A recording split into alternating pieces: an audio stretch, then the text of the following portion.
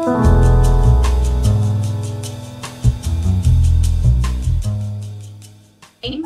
was really exciting. I'm personally extremely excited to be able to interview Batya Solomon today. Batya is a teacher, instructor, and teacher at the Kabbalah Centre, and she has been studying and teaching Kabbalah for about 30 years. I've been a student for 30 years. A student for 30 years, okay. And she has a background in education. So amongst this is other Batya things. Solomon, and today she's going to share with us an incredible experience that she had during a bout with COVID last year, where she actually went to the other side and was able to come back and to tell us about her experience. So I personally, if anybody doesn't know me, my name is Debbie Sugarbaker, and I'm doing these interviews to help elevate consciousness and connect people to other ways of viewing, different parts of our life, problems that we face, struggles that we go through. I'm doing interviews to help us raise consciousness and help us through those times.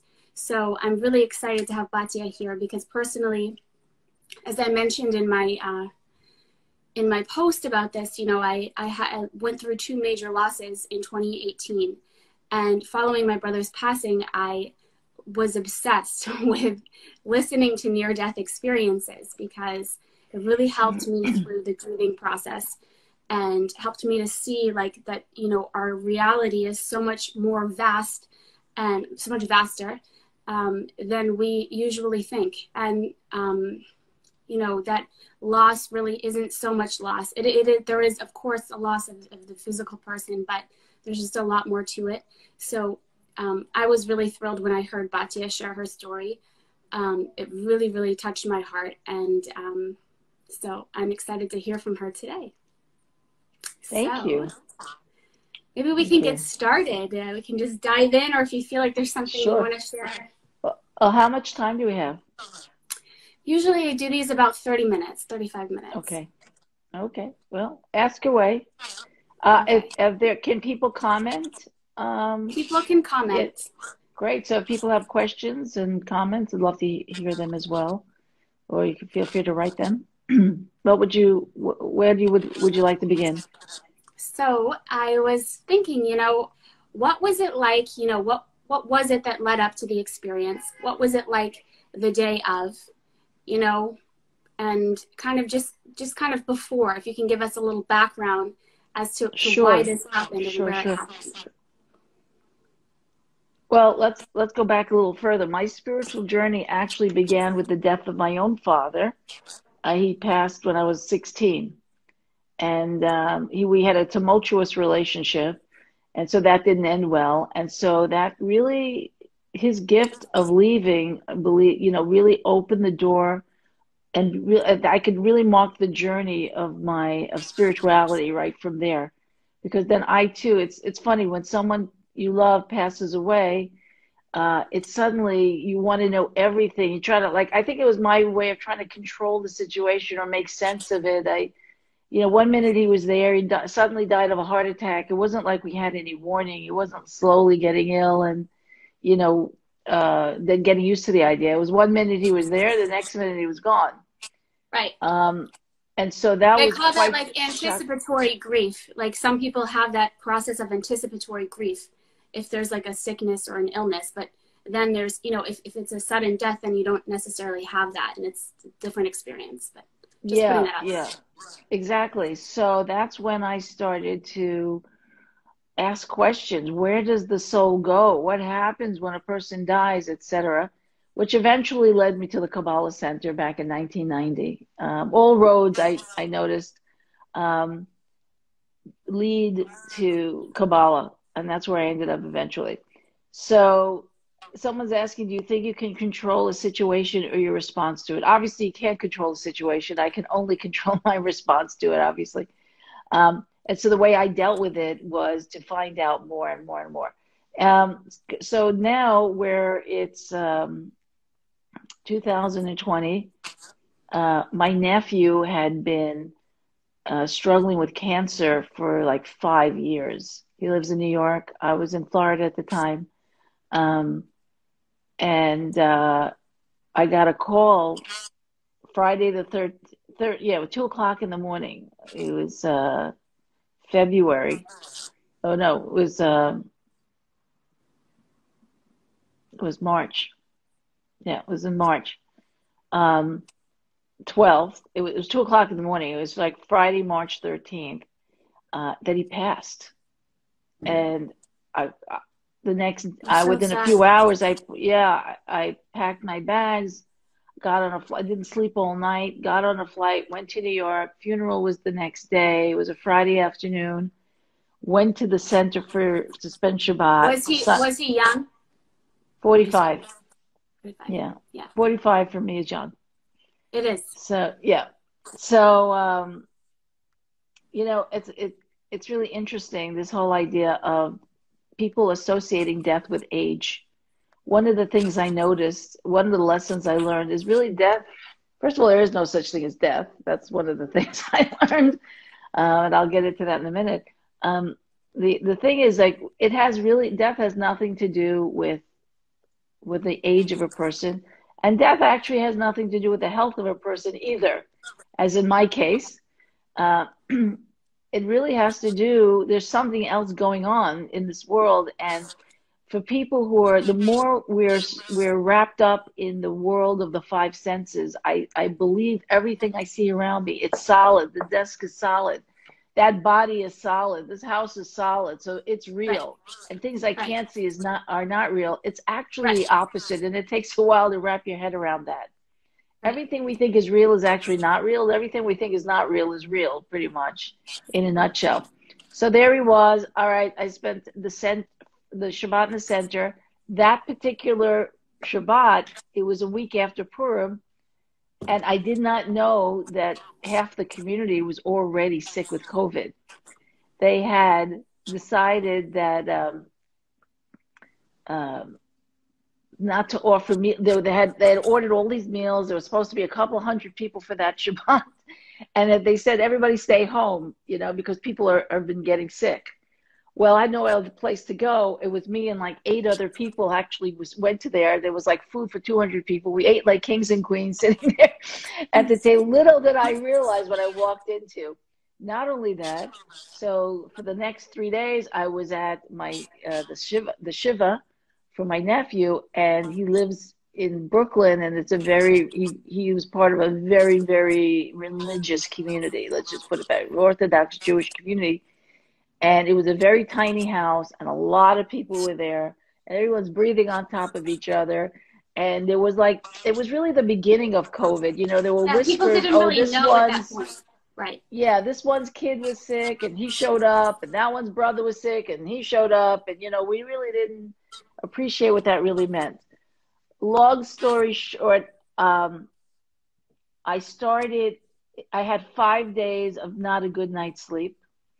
My eating was erratic. My emotions were off the charts. I was grieving. The reason I went in the first place was really to be there for my sister's son that passed. He has a twin brother, and it was for her that I really did it. And she was in her own world, locked into a world of denial. So that was extremely stressful, just dealing with her, being there for her, not sleeping, not eating. My immune system was like down to the floor. There was like nothing left of it by the time I got home. And what I usually do when I travel and have given like all of my energy to people, I usually spend like up to a week in bed. I just have nothing left, and I literally sleep to regenerate myself. That's the way I deal with it. So I was in bed for a week, and I'm already making plans for the following weekend. I already invited people to the house. And comes the weekend, and I'm exhausted. I'm still tired. In fact, I was so weak and tired, I couldn't even go out of my bedroom. There were people in my house. My husband was entertaining them, but I was too weak, and I still didn't get the whole COVID thing. And so every day, instead, I kept waiting, because my usual ritual, my husband knows, leave her alone. She's going to sleep it off. And then whenever I feel better, I'll start to get out of bed. I'll feel better, whatever. So this a whole week went by. I didn't feel better. And now we're into the second week. I'm still not feeling better. In fact, I'm getting weaker and weaker and weaker. But it was subtle. It was like every day getting weaker and weaker, to the point where I couldn't lift my, I was coughing also. I was coughing very, very, a lot by this point. My chest was congested. I was coughing. And so my husband, rightly so, left our bedroom, went to sleep in another room because, we didn't want him to get sick. And so, every day he'd peek in the room and see if I was okay. He didn't realize, he thought I was sleeping. But I actually, what happened, I was getting weaker and weaker and weaker. And I couldn't even get my head off the pillow. I was so weak. I could hardly breathe. And it got to the point, and I lost track of days and nights. I was at this point where I was so weak, I could just sip water. That was as much as I could even take into my system. And my breathing was getting more and more shallow, to the point where I felt if I took a deep breath, I would cough and have even less oxygen. So there I was in this vigil. I can't talk. My husband thinks I'm sleeping, and he's waiting for me like he usually, like no clue, no clue. But we don't really, thank God, we never really had to deal with illness in our family. So we really didn't have he didn't really, never experienced anything like that. Always saw me bounce back. So he just thought I was, extremely tired, whatever. Or I had a cold. It didn't even occur to either of us I had COVID. At this point, I'm breathing so shallow that I have to be very vigilant in my breathing. Because if I breathe too deeply, my lungs are so filled with water, it was like drowning in my lungs. And so I have to just like breathe just this much. And if I try to take too deep a breath, the lungs were filled with water. I would cough and I'd have even less oxygen. So it was like a person who was drowning at sea. I was holding on to a piece of driftwood that was keeping me afloat, but I couldn't sleep, because if I slept, I couldn't breathe. So I don't know how long I was in that state of holding on to, like a survivor in the ocean. That's what it felt like. If I stopped being vigilant about my breathing, I would just have drowned in my lungs, in the water in my lungs. At some point, though, I was so weak, and I lost so much sleep. Days turned into nights, turned into days. I'm telling you, it's like I felt like what it feels like to be drowning in the sea. Eventually, I was so exhausted, I just eventually slipped into, I guess, a coma. I don't know what I slipped into. Next thing I know, my chest doesn't hurt anymore. I think I was having a heart attack, quite frankly, because the pain in my chest was so intense. I kept feeling like somebody is punching me in the chest, punching me in the chest. So, why didn't it occur to me to go to the hospital? Good question. If I could speak, I would have said something, but I was too weak and I couldn't get out of the bed, mostly. Anyway, I did go to the hospital after the fact, by the way, for the person who asked me that question. So at this point, next thing I knew, my chest isn't hurting anymore. Nothing's hurting anymore. I'm floating in what felt like something similar to outer space. That's when it comes to, here's a warning here. When it comes to metaphysical experiences, there is no equivalent language in the English language to really describe the experience. I have to use metaphor. That's why scripture is always a story, metaphor, because the only way we can communicate these ideas is through metaphor, through analogies. Anyway, so I'm having this out of body experience. I'm floating in sort of like a brownish gray kind of world. It wasn't exactly outer space, but it's the closest in terms of description that I can describe to anyone. And I'm at peace, and everything from this point on happened, and then I was aware of it. It happened, and then I was aware of it. So I'm floating, asking myself, am I dead? Is this death? My consciousness, by the way, a person's consciousness is always there. I'm so sorry, Johnny, about your granny. I'm so sorry. He said Yes. his grand died 8 weeks ago. I'm so sorry. I didn't mean to interrupt Yeah, you. yeah. So there I was. My soul is floating. I'm wondering where I am. I'm very conscious of the fact that I'm not in my body. I'm very conscious of the fact that I'm not struggling to breathe or that my heart isn't being punched, that I'm being punched in the chest, and I'm just floating, and I'm just like in a state of awareness, not freaking out or anything, just kind of awareness, like, oh, I wonder what's going on here. Next thing I know, and again, every time I was aware of something, it was already happening. This being, I'll call it a being. I didn't see any angels. I didn't see any wings. I didn't see a halo. I felt a presence, a loving, very, very loving presence, which was now guiding me somewhere. And I didn't realize, but I was struggling. It was like taking me somewhere. Again, metaphor. This is metaphorical, friends. So in my earthly consciousness, let's say, it felt like I was moving from one dimension to another in space. And what I didn't realize is that I was trying to move. I was trying to move my body. And then I realized I don't have a body. And the minute I realized I don't have a physical body to manipulate, then I started freaking out. Oh my God. And I couldn't do anything. It was so frustrating. And this being, this loving being that was with me that I didn't see, but I felt. Was that scary? Was that like, the that would be like, was that scary? Or did well, you also the feel like scary you knew it was okay? well, the scary part was realizing I didn't have a body anymore. Yeah. That was the scary part. One minute I was like, oh, I want to, go over there. I want to move my hands. I want to go from this side of the room to the other side of the room.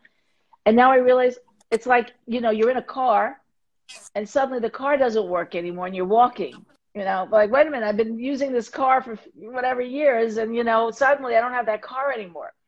So, it was my virtual reality suit was gone. It was just me, and I'm pure consciousness, and this other consciousness is now with me, trying to guide me somewhere, and I am resisting it because I'm freaking out and I want to be in control, right? Because controlling has to do with fear. I don't know what's happening. I have to figure out a way how to control, which is how we spend most of our lives. We're in an attempt to control other people, control our circumstances, control what other people are thinking or saying or doing, having an opinion about it, etc. So here I am. I didn't even realize I was struggling till this beautiful, again, telepathic message is communicated to me. It says to me, you can struggle all your life. I have all the time in the world. and then Oh my gosh. And then it said, of all time in the world, it says, and you have another option. You could embrace the experience and not, fight it. Oh, there was another option because I'm just so used to fighting. I'm just used to trying to control. So at some point, I just stopped struggling.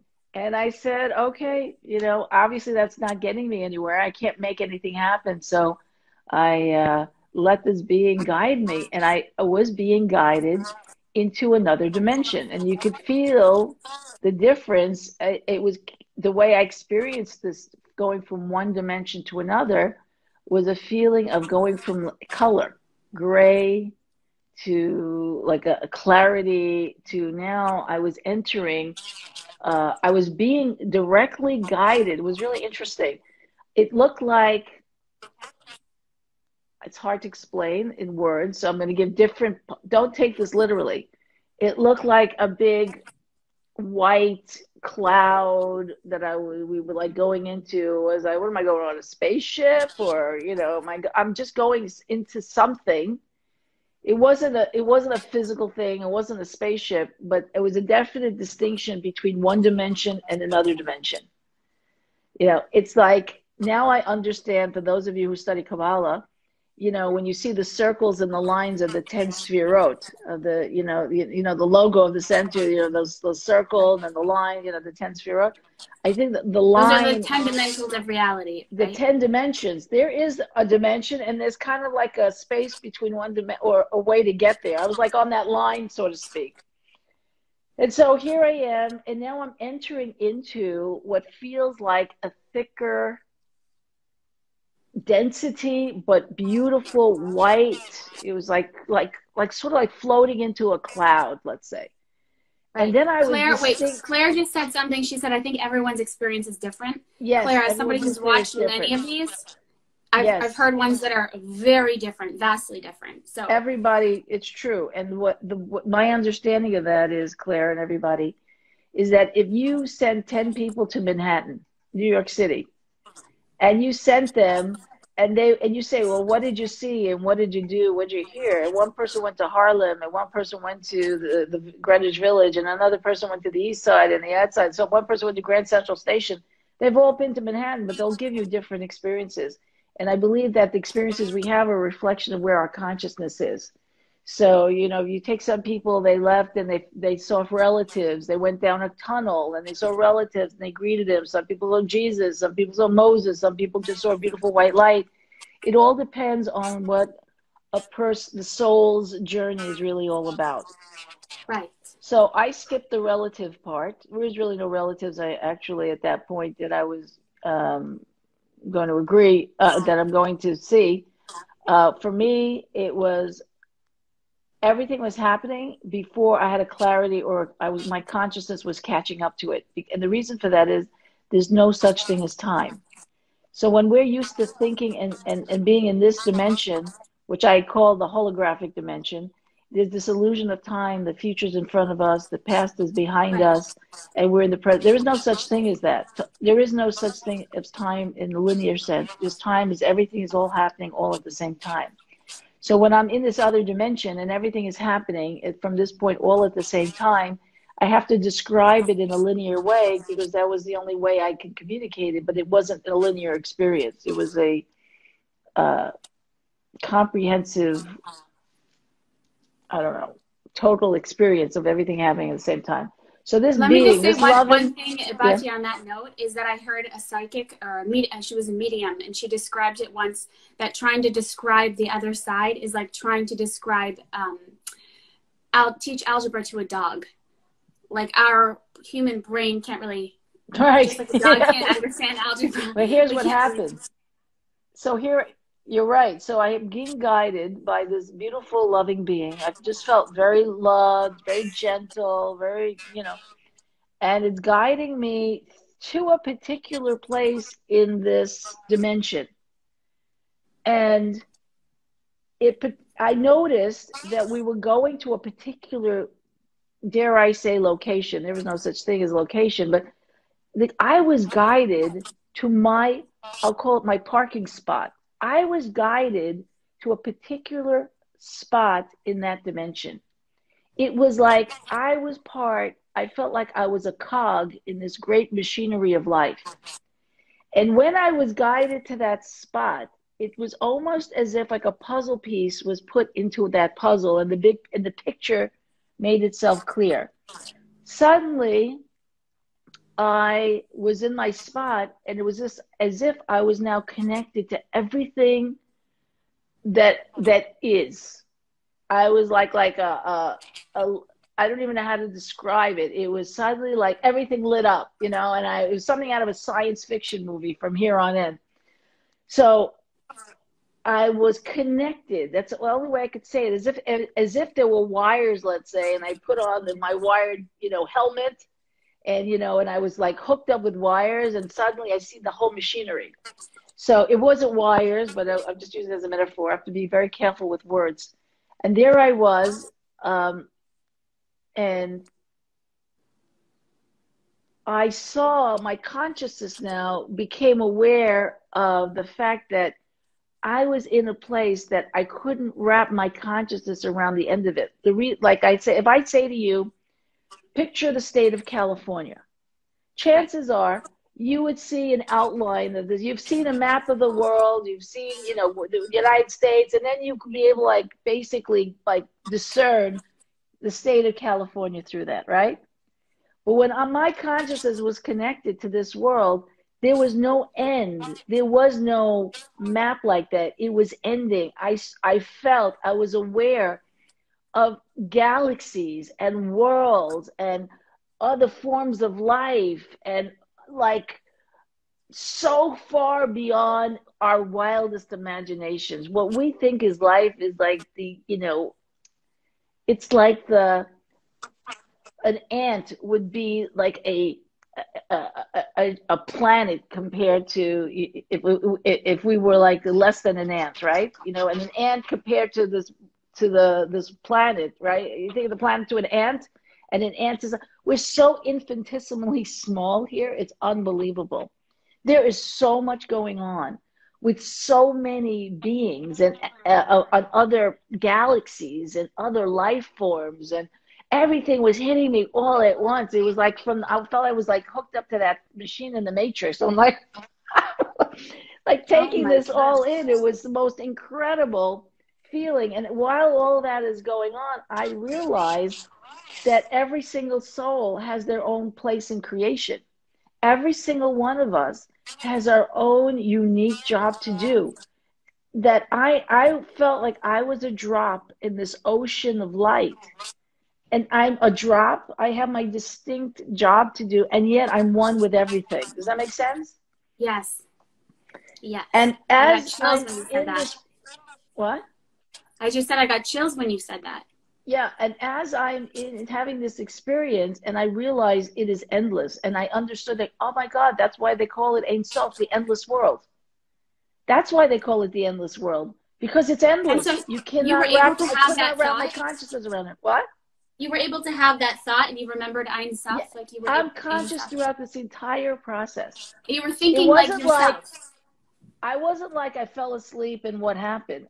I was more awake, aware, and alive outside my body than I ever was inside my body. And you still felt like you were the entity Batya, like not like, because sometimes, you know, we have different lifetimes. Well, here's what happened. So our soul could be different people, no, right? This is what happened. Once I was hooked up to all that is, my identity started to slip away.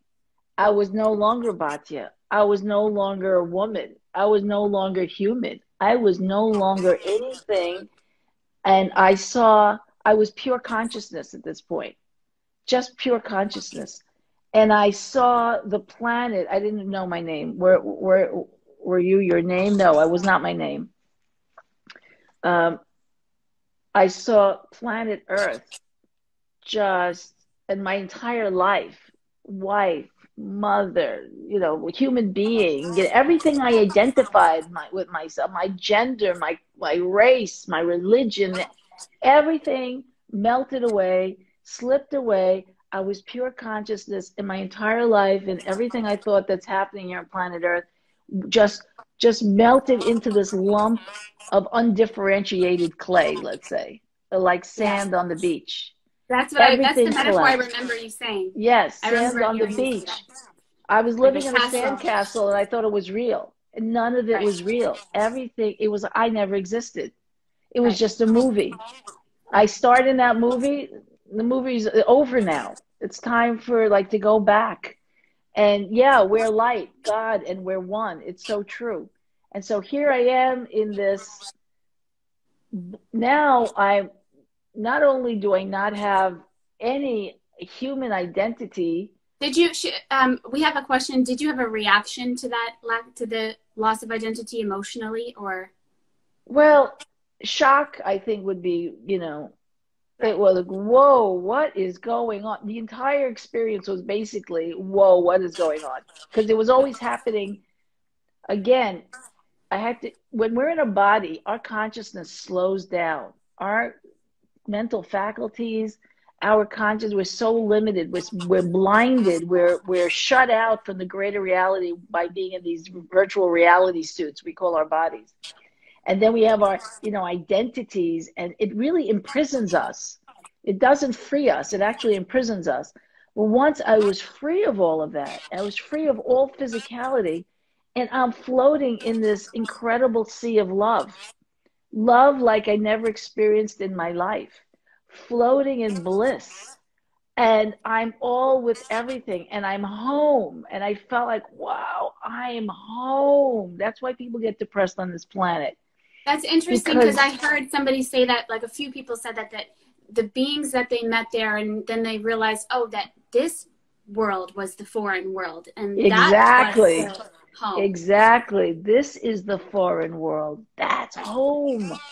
Right. And it was happiness, joy, bliss, ecstasy. None of these words come close to experiencing being in this fulfilled state. I don't have words for it. I really just don't have words for it. It was like maybe one orgasm. Maybe you want to put it like that, if I could be so bold as to say it like this. There's one, I hope this never ends moment. You know what I mean? It was just a total freedom, release, joy, loved beyond my wildest. That's all I could, I keep saying it's love beyond my wildest imagination. I never thought that love on that level could exist, filling my every being, every part of my being. And there I am, and I'm so at this point, while I just enveloped in love, yes, I was just enveloped in love. And then at this point, I was being shown my life review. What I was, was a certain angel showing you that, or again, I didn't see faces. There's no such thing as faces, by the way. That's a human construct, just saying. And people who see faces and anthropomorphic figures in the other world, it's only because of revealing their level of I'd say, consciousness, or what they could handle. I've been studying this stuff for years. I've been studying about the other, world for years. So when I experienced the endless world, it was incredible. You know what I mean? But I say, oh my God, that's the endless world. I mean, like, I was able to identify things. Most people don't study that stuff. So for them, they see a beautiful field of flowers, and they see pretty colors, and they see, people they love, and they're playing with they're meeting their loved ones, and they're meeting up again in a scenic setting, because that's what they can handle. That's the unconditional love of the creator force, loving us at the level of consciousness that we're at when we're outside the body. Does that make sense? So there I was. Now I'm being shown my life review. Here's something about a life review that I discovered. Unlike the movies, like Defending Your Life, where, they're sitting in a room and they're watching a movie on the screen and no, life review is not that. A life review was me living every poignant moment of my life, I'd say painful only because they were the moments that I incarnated for, moments of choice, let's say it like that. And for me, they were extremely painful. And I was living them all, reliving them all at the same time. It was, do you understand what I'm saying? It's not like it's a movie. It's not like it's a memory. I'm reliving it. I'm in it. It's alive. It's happening now. And I'm experiencing it, full-blown emotional pain, and going through the whole process of it. And all of those things happening to me all at the same time. So that was so that happened. And then, I got to see the way it worked was I saw it as I lived it with my earthly lens, you might say. And then I was given a new perspective, and I saw it from the lens of my soul. I saw it from the perspective of my soul, that I had asked for these events, and they were there to teach me something, and that up until that point, I still didn't understand my tikkun. So it was like they brought me upstairs and said, "Hey, you better get on the ball here. You're going off track. Here's what your tikkun is really all about." Now, here's the funny thing about tikkun. Tikkun is a soul perspective. Correction. Some people might not know what tikkun is. So can we do a quick tikkun explain? is like, some people call it karma or dharma or whatever. It's called soul rectification in Hebrew. It means that we came to this world, the world of this virtual reality game, is to realize we're living in a virtual reality game and not to be sucked into it, but to override the game and can Right. dictate the game. Right now, we're very reactive to the virtual reality game. Right. And so everywhere that You feel kind of like overcome by life, or really heavy with well, life's we're reactive burdens. to, we think it's real. The Right. more engaged we are with the five senses, the harder it is for us, for anyone, to really manage their life and to do what they came to this world to do, which is to be the master of this world of the five senses, the world, the 10th dimension, the dimension of Malkut. This is our school, our playing ground. This is where the soul comes to practice being like God and going through experiences to awaken more and more compassion.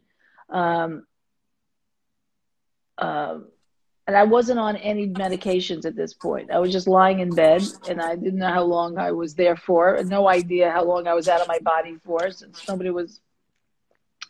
I didn't have any medications at this point. I didn't go to the hospital at this point. After this point, when I came back, Right. into my body, then I was taken to the hospital. Then I was told I had COVID, and then they told me, you know what, if you stay in the hospital, you'll probably get sicker. It's worse for you here than if you go home. So they sent me home with drugs. Actually, I have a Chinese medicine doctor who really helped me through the COVID through Chinese herbs, but that's a different story. Anyway, so I'm having these if someone's asking, did you hear a voice or sound? Everything is telepathic. Everything is communicated faster than the speed of light. So I don't know what that means. No trauma can cause these events as well. I'm not sure. I wasn't on drugs. She's saying it's not just a drug. Like, you can have it not from drugs. You can have these experiences anytime. That's what No, I wasn't on any drugs. I was drinking water. That's all I had. Right. And for the record, I don't even take aspirin. I'm anti any of those things. So this was a purely natural experience. Let me just put it to you that way. So anyway, here I am. I'm having my life review. I'm reliving it. I'm now given a new lens, and I understood that. Now, here's what we talk about in Kabbalah. We talk about tikkun, soul correction. What are we correcting? It's not real. Correction is actually not the right word. It's actually soul rectification. What are we rectifying? We're rectifying every drop of our consciousness that gets caught into this dimension, the 10th dimension, that is buried in there in the frame of being reactive to events that are we orchestrated in our life. It's like playing a game. It's like playing hide and seek. I'm going to bury some consciousness here in this event and that story and that thing, and that person did this to me and that person did that to me. And every place that I tell my story, my justification, that's a piece I came to this world to extract back from being caught up in the game of the five senses. So an example of that, for example, would be like, let's say in my situation or whatever, I'm just giving it an example. I found myself in a similar situation a couple times over of like feeling betrayed. So my correction might be in this time feeling betrayed or shut out would be to react differently and to say like, nope, to not fall into my usual reaction of whatever it would be, like sadness, getting depressed about it. Well, first of all, it's an illusion. You were never betrayed. Right. And my illusion was that I believed that I was unworthy of love. So that followed me my entire life, was fused onto my filter of this world. And so I didn't even realize I had that filter. It's like somebody's born into the world with glasses, purple lens glasses on their face. And to them, the world is purple. No matter what you say to them, they always see purple. Just for the concept of the idea of the concept. So we all come with these kind of lenses that we're here to correct and to see and to take off and to see differently, right? Exactly. Through our process of life. So we're kind of given this process as like we choose those lenses. We choose the lenses that I'm unworthy. We choose the lens. I know it sounds crazy, because you'll say, no, but if you knew that my parents, and they didn't love me and they didn't treat me well, and this happened, and we used to have money, and then were broke, and I was a kid and I had no choice. On the 1%, yeah, it looks like that. On the 99% of life, the soul made a contract with those other souls. Will say, okay, we'll be the parents in this lifetime. You be the kid. We're going to treat you like crap. And you're going to have an opportunity to shift from the illusion that I'm unworthy to the truth that I am worthy.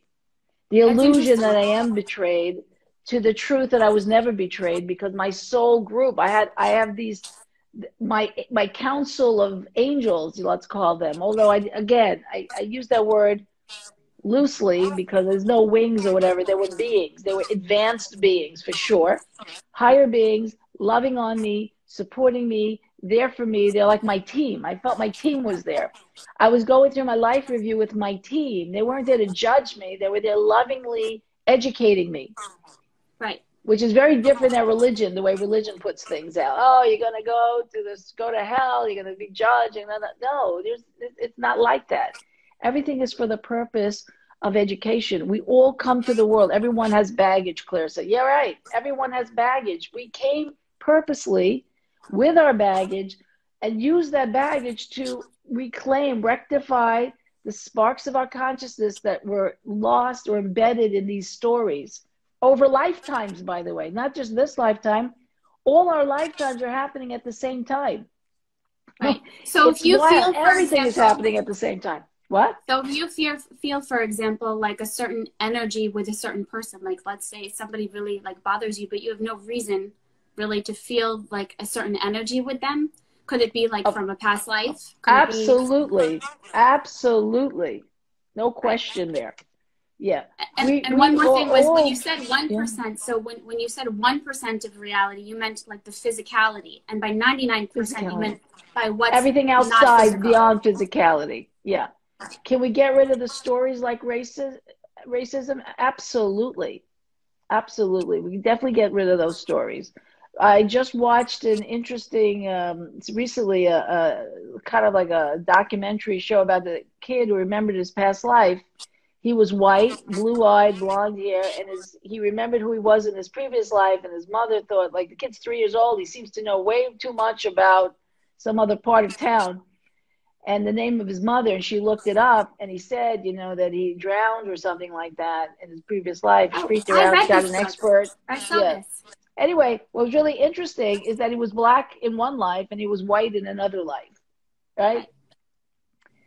So and we can also be man and woman, right? We can come back as a man, or we can come back as a yes. We can come back as any variety of experiences, of human experiences. And like the whole we will, especially the people we hate or we have prejudice against. So we're going to just keep doing this until we realize there's no point in me hating someone because they're Muslim, let's say, because I'll just be Muslim in another lifetime, or they're black, or they're white, or they're whatever, you're rich, or they're poor, or they're whatever it is, that whoever we're hating on, we have to realize they're another drop in our ocean. And eventually, it's really, most people, I don't think, if you look throughout history, the majority of people really just want to have peace. The majority of people just want to love their families, take care of their families, make a living, and have a good life. It's the minority who stir things up and, force people into boxes, or, trying to rule over us and divide us and bring up things like, like make things worse. Or as Rav Ashlag wrote about, how, there are the destroyers of this world and the builders of this world. The destroyers of this world are the peacemakers, because they can't have peace unless there's war. So they have to make sure there's a war so they can be a peacemaker. The people who seek justice are always bringing injustice into our faces, because without injustice, they wouldn't have a job to bring justice. So you have to be very, Rav Ashlag talking about the builders who are the builders of the world? The builders of the world are the people who are kind and merciful. There was a beautiful, I saw an interview, I think his name was, I forgot his name, he's a rapper. He was a rapper, a black guy. He said that he was a kid and he grew up in a terrible neighborhood, terrible life, whatever. There were guns in the apartment. The police were banging on the door. He accidentally shot himself. He's lying on the floor, and the police are running into the apartment. They're basically ignoring the fact that this kid is lying in a pool of blood there with a hole in his chest. And one of the police officers stops and says, tells the other guy, "Are you out of your minds? Look, there's a kid here, you know, let's take care of him." And he personally took this kid into the car, into the hospital, didn't leave him there, stayed with him, waited in the emergency room, waited till they operated on him, waited to find out that he was okay. And then he, you know, and then he left. And he told this guy who was shot, this kid who was shot, said, "You could just call me Uncle Bob," something like that, right? And here's this black kid in the, you know, neighborhood that's a horrible whatever. And, you know, and then we have this, I don't want to get into politics, but, you know, here he's saying, you know, and that guy who saved my life, he was a cop and he was white. But we don't hear about those stories. We only hear about what the people who are controlling the media want us to hear. But that's part of our soul correction anyway. So here I am. I have this old way of looking at things. Now I'm given a new filter, and I see, oh my God, my whole life without realizing it was based on a premise that I wasn't even aware of, called I chase after crumbs of love. I don't deserve to be loved. I only deserve to have crumbs of love. And so my whole life was designed around this filter, because that in the filter, only thing that would come out at me would be resonating with that consciousness. So just like musical instruments, when you have a tuning fork, you know, the instruments will tune to that pitch, right, or that note. We're the same way. We're resonating at a certain frequency. So that frequency is, I only settle for crumbs of love, without consciously realizing that's my frequency. So guess what's going to happen? The physical is always the effect. So situations will show up in my life to keep proving to me over and over again that I only settle for crumbs of love, until I had this life review, the gift of a life review, and I didn't even realize it. Now I saw my new lens, and the new message I got from my council of elevated beings, my angel team, is saying, no, don't settle for anything less than everything, right? Only the best. Don't settle. Don't compromise. And then I got it, right? And then my life, thank you. And so after that was happening, I watched my soul, right? A projection of my soul, which let's say is like a suit, right? The soul here. So our body is like a shoe. Our soul image is like a sock in the shoe. And who we really are, let's say, metaphorically speaking, an analogy, is the foot that goes into the sock that goes into the shoe.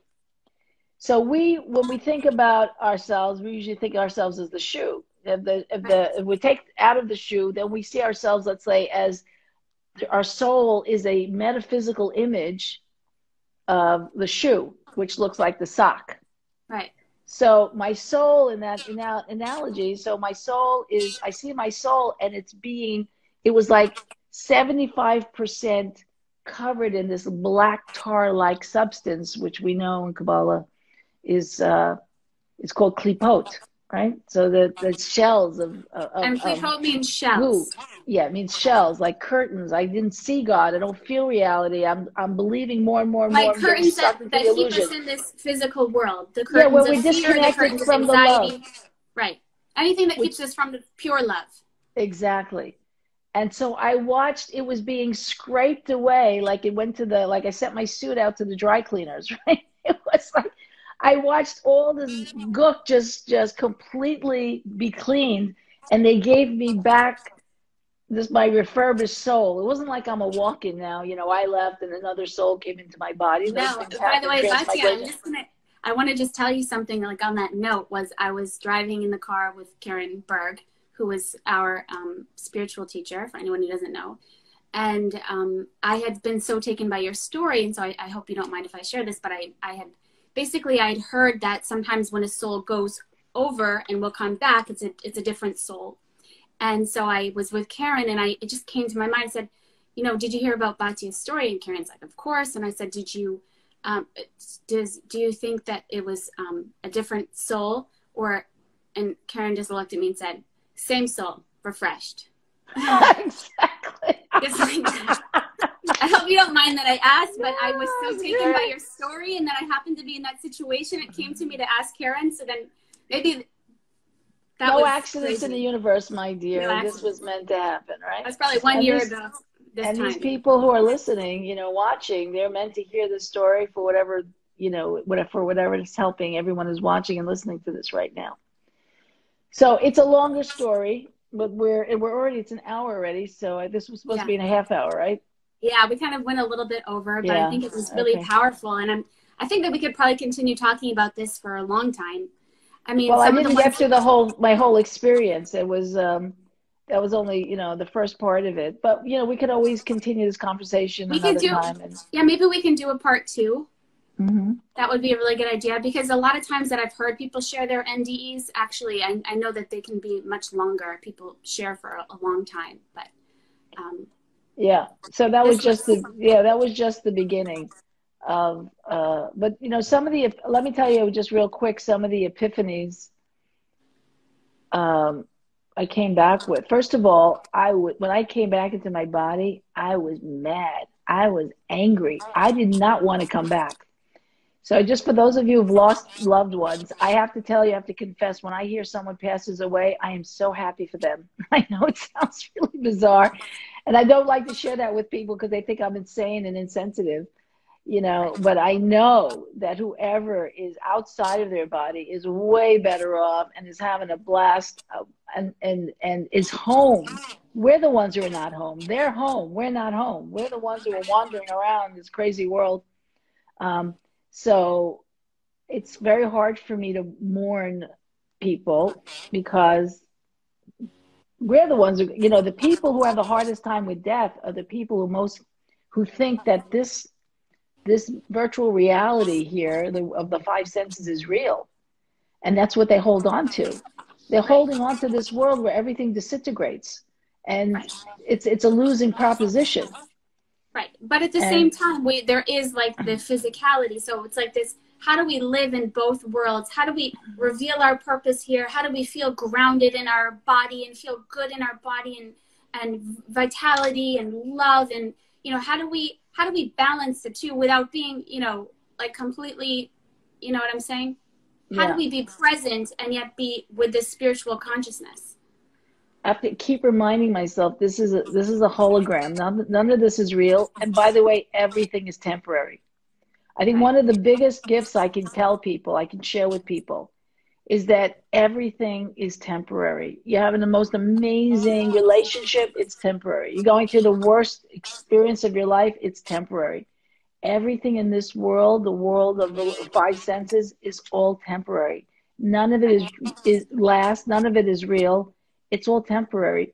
There's a part of our soul that is like basking on the beach with, you know, with a little, you know, Mai Tai, one of those drinks with a little umbrella in it, and we're like in parts of our soul are like so out there, it's so not connected to this lower stratosphere, let's say, that is doing the cleanup work, which is finding, where did I leave pieces of my consciousness, in what story? Right. And what I love when I am able to help people in my private coaching practice, my Manifest More private coaching practice, or as a teacher of Kabbalah, or just when I teach my prosperity principle classes every week, every Wednesday at 11 a.m. Pacific time on Kabbalah.com. Shameless plug, I know, but it's worth it. Is to really give people the opportunity to wake up and say, oh, what am I doing here? And not like, oh, prosperity principles, how can I make more money? How can I make more money? Oh my dear, that's such a small part of the conversation. Such Right. a small We're part of it. talking about real It's fulfillment, right? You're real talking about being fulfillment. like, and feeling worthy, and finding those things maybe that you Love. have never felt. Love and worthiness, and Yes. good in my body and good in my skin and happy with who I am. All And those that kinds of team, that things. angel team, never leaves you. They're there with you all the time, all the time, when you sleep, when you eat, when you're in the bathroom, when you're getting dressed, everywhere. They never leave you. And they whisper in our ears. That's our soul speaking to us, that intuitive voice. So if you want to um, get out of the prison of being reacted to this world, stay tuned into that soul voice that's always guiding us to do our best. And usually they're illogical things. They're not the logical things. Right. And so, I mean, I can go on and on and on, but I see we're out of time. Right. Just That's a beautiful, those are beautiful takeaways, beautiful lessons. Is there anything else that comes to you? Just something that we can, any other message for our audience or anyone who will watch this? Yeah. Don't take life so seriously. Don't take your life so seriously. Have fun. Enjoy, Have fun, right? enjoy. And the other thing that I see really how we imprison ourselves. And I had this thought this morning. Funny you should ask me that question. I had this existential thought this morning. I said, what do you think? Is it better to be a prisoner and know you're a prisoner, or be a prisoner and not know you're a prisoner? Let's say a person, depends on the size of the jail cell, right? So some people in this world, we know that we're prisoners and we want to get out, right? And other people are just so busy decorating their jail cells or expanding their jail cells so they don't feel the walls of their jail cells. So it's a bigger jail cell, but it's still a prison. Right. Yeah. And so I would like to know I'm in prison so that would give me a fighting chance to get out, right? So and how do we get possible. out? Here's how you get out. Right. And I can expand upon this, and will next time we have a conversation on this. And that is, play all out in life. Play all out. Don't hold your feelings in. Don't hold back. If you're going to do something, whatever it is, do it 110%. Don't hold back. I love that. Don't hold back. Powerful. You're crying, cry till there's no more tears left. You're happy, be happy. You're in love, be in love 100%. Don't play mind games with people. Don't be busy being an accountant. I did this for you. What are you going to do for me? That's prison. When you're out of prison, it's here. I want to share with you. You don't mean nothing. Absolutely nothing. I get happy having a purpose of sharing with other people. And I don't need anything from you because you're not my supply anyway. Only the light is supplying us all the time. The light of the Creator is the supply.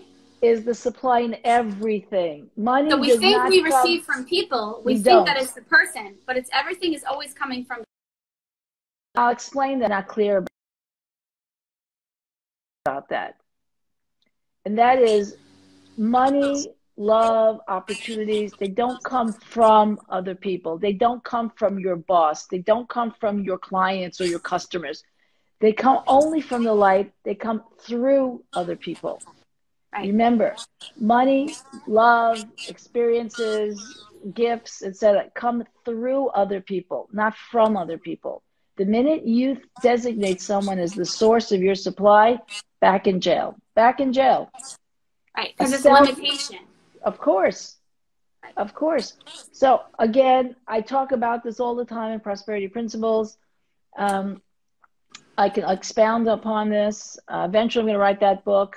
It's on my to-do list. Yes. There's so many lessons to learn. By the way, just so everybody knows, so Batya does conversations on Clubhouse. You can follow her on Clubhouse. Right. She does videos on Instagram, Facebook. You can go to Kabbalah.com and you can see her classes on there as well. So she also has written do you still have your blog space? Yeah, it's still on the Kabbalah.com. Really practical blogs, like really practical, relatable blogs that bring like these big spiritual concepts down to everyday life situations, you know, because that's what it's about, living our daily life situations and embracing them and really getting everything we can out of them. Yes, yes.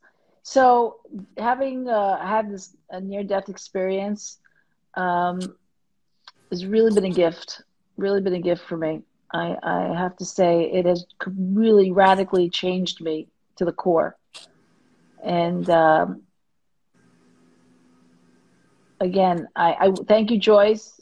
I see keep writing the book. I will write the book. Actually, the reason why I didn't write the book is only because I'm still in a process.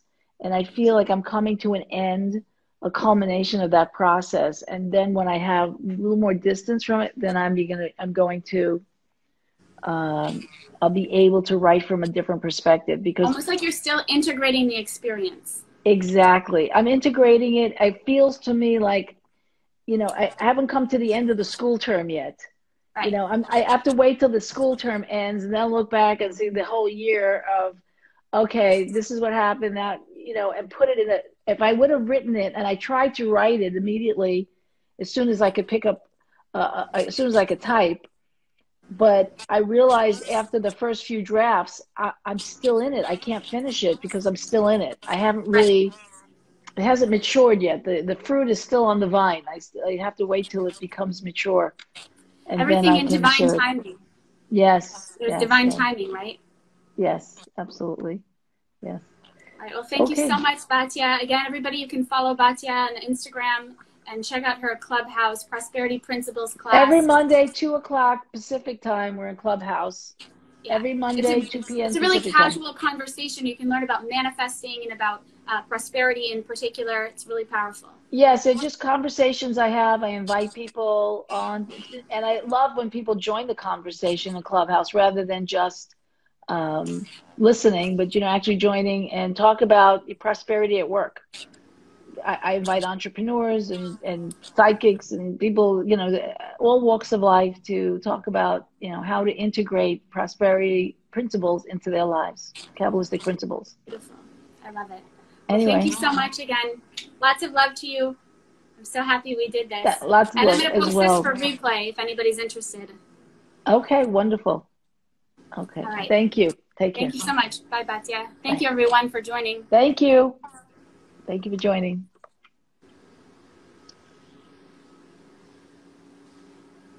So thank you so much to